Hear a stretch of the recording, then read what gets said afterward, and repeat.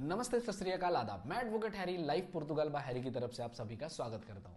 Sir, nationality law के लिए बहुत सारा हंगामा मचा पड़ा है कि सर्टिफिकेट लेना है, सर्टिफिकेट लेना है, सर्टिफिकेट लेना है।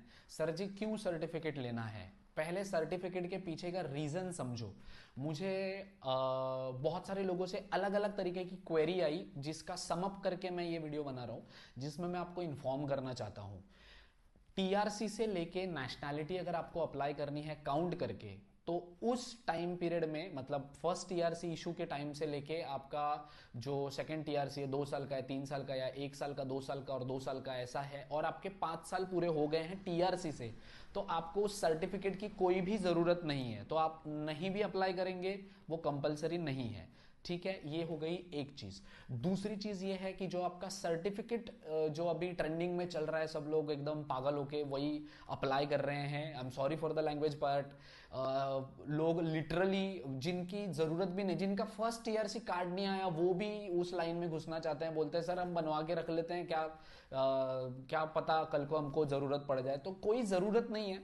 सर्टिफिकेट का ऐसा है कि नेशनैलिटी अप्लाई करने के लिए सिर्फ एक सर्टिफिकेट मिल जाए, उसके बाद आप नेशनैलिटी नहीं अप्लाई कर सकते। उसमें बहुत सारी चीजें हैं, जैसे कि आपके अगर आप 5 साल से रह रहे हो तो आप यहाँ पे 5 साल में कंटिन्यूस रहने चाहिए। बहुत सारी चीजें हैं जो आपको नेशनैलिटी अप्लाई करने के लिए चाहिए। ऐसा नहीं कि आपको आज सर्टिफिकेट मिला, आप कल जाके नेशनैलिटी अप्लाई कर दो, ये मेरे पास सर्टिफिकेट है, ये लो मुझे नेशनैलिटी चाहिए, नहीं। और सर्टिफिकेट का जो फंडा है, वो सर्टिफिकेट का फंडा बहुत ही क्लियर है। अगर आपकी फाइल लॉक, उस सर्टिफिकेट में बस इतना ही लिखा होता है कि आपकी फाइल लॉक कब से हुई है।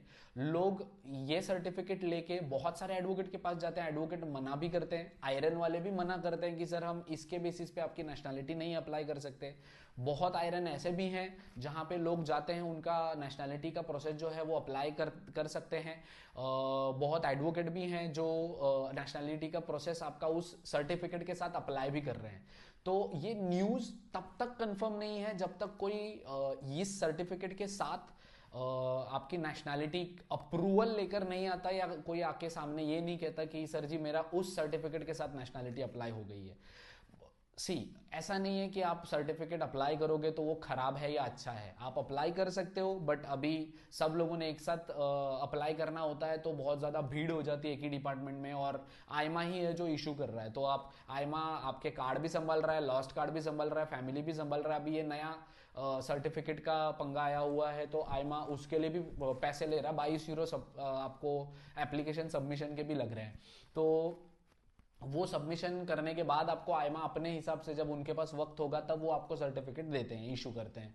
तो क्या ये सर्टिफिकेट के साथ हम नेशनैलिटी अप्लाई कर सकते हैं या नहीं कर सकते हैं? सर, आधे एडवोकेट, आधे एनआर आयरन के जो ऑफिसर्स हैं वो एक्सेप्ट कर रहे हैं और नेशनैलिटी का प्रोसेस आपका डाल रहे हैं।